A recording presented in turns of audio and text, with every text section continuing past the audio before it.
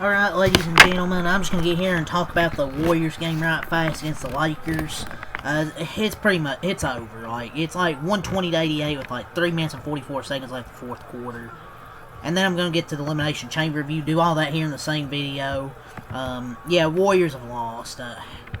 Draymond plays tonight, negative 30. It's just, every single, I don't know what it is that these guys can't make shots when he's out there, but the fact that he plays like shit too. Stop starting him at center. Just play Al Horford. It's not that hard. But this moron, brain-dead circus coach wants to play Draymond still at the 5. It doesn't work anymore. And when your offense is looking this bad versus the Lakers defense, Draymond is washed. Absolutely washed. I mean, and with Porzingis has now missed, what, 6 of 7 games since he joined the Warriors. Kuminga's performance, and way Kuminga's performing, Joe Lacob might be a fucking retard. I wanted Kuminga traded, but I didn't say for Porzingis. Or might as well call him Porzingis, because he doesn't play. Waste of time. The Lakers need to win like this, especially against a bad team. The Lakers just continue to bomb 3 after 3 after 3. Luke Kennard makes 3 after 3 after 3 after 3 every single time he plays the Warriors. Every single time, because the Warriors leave him open every single goddamn time. I just can't wait for the season to be over at this point. I promise, I'm not even being funny. Are we just worse altogether with Draymond even on the court? I'm not even talking about him doing anything wrong. Like, every time he plays, we can't make shots. Yes, some of it's genuinely on him, but it's because they run the offense through his dumb ass. There's nothing that can be done about it because he won't get benched unless he's out. I mean, you can't play 4-on-5 when Steph is out. You can't. They just let him roam free on offense every single time he's out there when Steph's out. Because they try to run the offense through him, the spacing's awful. Even if he plays well, it doesn't matter. It's just a hazard, and it's the reality. The offense isn't there anymore. And it's not his fault, like, people are missing layups. Like, Melt was missing layups. But it's not just this game. I'm just saying in general. And after the All-Star break, it's so noticeable. It's just been noticeable. And I'm tired of it. Like, I can't, man. And your offense looking this bad versus the Lakers is something. And also, I had no idea what the Warriors were trying to accomplish on the defensive end of the floor. Lakers were wide open every single shot. Dre is he just has to play a lot less. The difference when he's on and off is glaring. There's much more space for cut/screen slips. If Draymond wants to be on this team, he better just accept a lesser role. He shouldn't be yelling at the team. He's like, oh, he's speaking to them. Not sure why he gets to say anything being vocal. He's one of the worst players in the roster. And Moses Moody trying to guard Luka Doncic, an utter joke. Stop letting Draymond start at center. He's a bench player and hurts the Warriors on both ends right now. Warriors transition defense is the funniest in the league. Nobody gets back. It's awful. And you can't play 4-on-5 with Steph out. It's another game with Draymond starting where the Warriors as a team can't do anything offensively. It's been a thing since the All-Star break. It's not just this game where people are missing shots, bricks, turnovers, etc. It's just awful to watch. Just awful to watch in general. But that's my overall thoughts on the game. Lakers really dominated shit from start to finish. Warriors were never really even close. So 129-109 is your final score. Or 129-101. Lakers improved 35-24, 19-12 on the road. Warriors 101 points, 31-29, 19-11, and 19-12 a home 31-29 record. 20-27-25-29 four quarters for the Warriors. Lakers 33-32, 34-30. LeBron had 22, 9, and 7 with 4 threes. 8 and 4 and 10. Smart 8 points. Luka had 26, 8 and 6. Reeves had 18. Laravia had 15. Kennard with 16.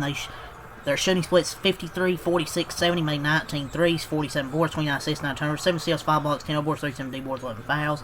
Draymond 7, 6 and 6 and negative 30. Gee 14 points, 6 for 12. He had a rough first half. Mountain 10 points. Moody 12 points. Pods 9 points.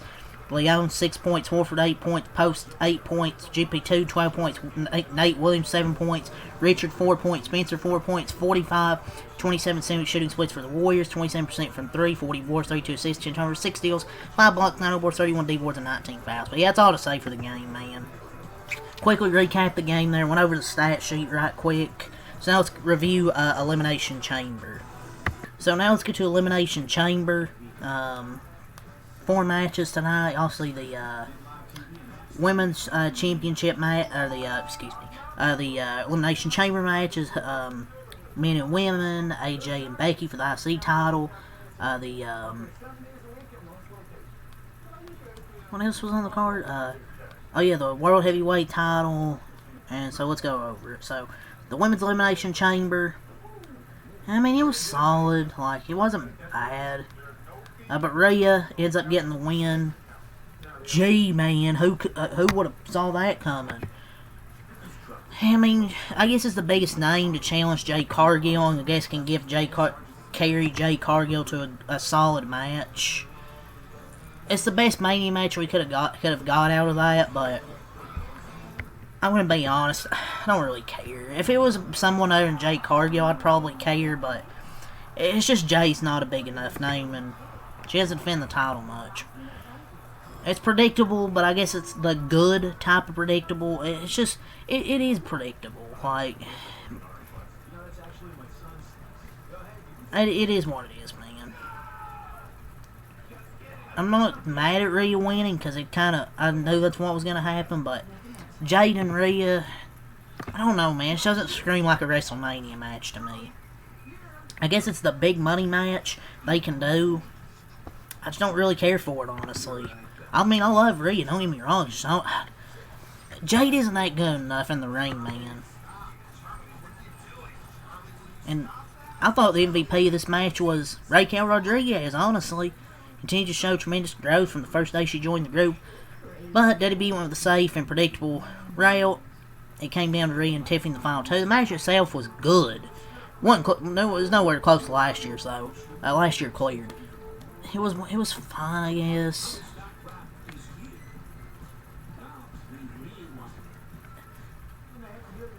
Rhea winning was kind of predictable after last night. The women's division is the way it is on SmackDown because of the terrible creative. Rhea feels huge. Jade does not. And I don't think they can do anything over the next 7 weeks or whatever to make me do any better. Trying to care about this. Maybe Rhea can help carry Jade. I don't know if Raquel could do it. Despite she's way improved when she first joined the group, but I don't think she could probably carry Jade Cargill to the match. I guess it's the best thing they can do, which is what I'm trying to say is I don't really care for it. If it was Rhea versus somebody else, I'd probably care way more. Jade just doesn't seem like a big deal. But it was a good match, but the women's chamber last year was way better. The chamber matches, the women was good. The men, not really too much, but I'll talk about that. AJ won the Intercontinental Championship. At the end, Jessica Carter caught a kick, taking her further out of the picture. The heel utilized the treasure revenge, but still failed to keep AJ down. She sent Lynch to the exposed turnbuckle, applied the Black Widow, scored the submission. Submission. There was a whole lot of plundering nonsense late in this, leading to a disjointed finish. It actually hurt the match, because overall quality of this match actually looked good. With that said, I thought AJ looked good for someone wrestling her first singles match in over a decade. And Lynch continued one of the greatest runs of her career from a character standpoint. I guess this resulted in another match of WrestleMania and weeks of Becky crying conspiracy, which I think that gimmick's kind of run its course. I don't know if I have an interest in seeing this match again. Honestly, you know what? Screw it. They should do Becky Lynch and Jessica Carter. Screw it. The crowd being AJ's second home really saved the crowd. But you know what? Screw it. They're trying to do this Becky Lynch Jessica Carter thing. You know what? Screw it. Do a match. I mean, isn't Jessica Carter a wrestler? I'd rather see AJ Lee and Roxanne, and her drop the belt to Roxanne maybe. And then maybe Becky and Jessica Carter. Jessica Carter's a wrestler, isn't she? Hasn't she been before? So I really don't want to see this match again, to be honest. But yeah, AJ Lee won the title. She looked fine out there. Thought she was good considering it's her first singles match in what, a decade? The finish was just kind of ruined it, but that was fine. CM Punk and Finn Balor. Obviously, CM Punk's going to retain here. Defeats Finn Balor. I mean, he's fighting champion. But it was a good match, I thought. Like, the Chicago crowd was kind of quiet. It sounded like 1,800 instead of 18,000. But yeah, it was good as usual. I mean, I'm not really too surprised here. Don't have much to say other than that. Next, Danhausen. I don't know what to say, man. I'm just gonna get this out of the way. If you care about Danhausen, that's your opinion. I can't bring myself to care. I knew it was Danhausen, because who else was it gonna be? So it would have been a perfect opportunity if you allow him to get on the mic and give fans a taste of what his character is about. Not everyone knows him, considering he's been off of television. He has been off of television in any meaningful role for years. I can't bring myself to care. He got booed after a long introduction. Danhausen in the mystery crate. Oh my god, this was awful. Is Vince back? Is Vince back in creative? I know Danhausen because he was in AEW. I didn't really care for him in AEW. How am I supposed to care about him now? I don't think this was needed tonight. That type of reveal could have been done on Raw or SmackDown. This shit didn't need to be on a pay-per-view. Probably the stupidest thing I've watched in a while. WWE's newest jobber. He's gonna be a fucking jobber in a month. Can't fathom words. Just, if you're gonna debut him, have it be on Raw or SmackDown. This shit did not need to be on pay-per-view. The crowd started booing, by the way. It's what the crowd thought. They hated this. And he arrived in WWE as a mystery person. Got booed after that long introduction. Oh my god, man. Just can't bring myself to care about Danhausen. I can't. But yeah, let's get to the main event, the men's chamber. Randy Orton ends up getting the win. LA Knight got eliminated by Logan Paul with the fruit roll-up.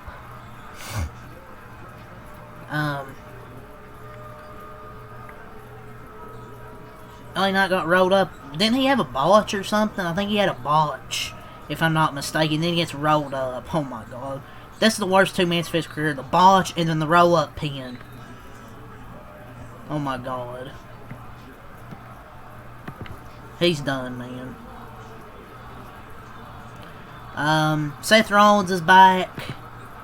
Gee, shocker, man. Seth Rollins is back. Yes, this didn't need to be a fucking masked man. Finally, the masked man story's over. I love Seth being back, but this storyline was so dumb to have him in a mask. WWE just likes doing these mysteries nowadays. And Randy Orton ends up getting the win. Honestly, that's fine.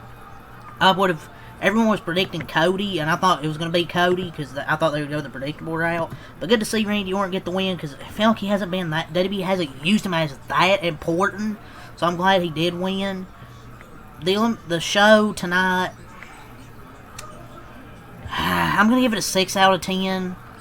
Randy winning the chamber saved it big time. I'm going to give it a 6, and that's being generous. Because the men's elimination chamber was pretty mediocre until the end.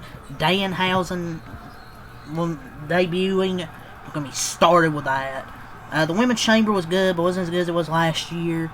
The Punk Balor match was good. But 6 out of 10, that's kind of being generous. The show just did not hit a home run, though, that WWE kind of needed, honestly. It's like a 6, 6.5, maybe a 7, but I'm going to give it a 6. And that might be generous, honestly. But yeah, but that's all I have to say for the Warriors game and Elimination Chamber. Really, that's my overall grade is a 6 out of 10. I guess the good maybe outweigh the bad, and we at least have some direction for the Mania card because Drew's going to face Cody next Friday on SmackDown. It just remains difficult to get excited about the upcoming Showcase of Immortals as it stands. But yeah, that's all to say here. Leave a like, comment, subscribe for more. Peace, and leave your thoughts on the Lakers and Warriors game if you want, and Elimination Chamber. Peace.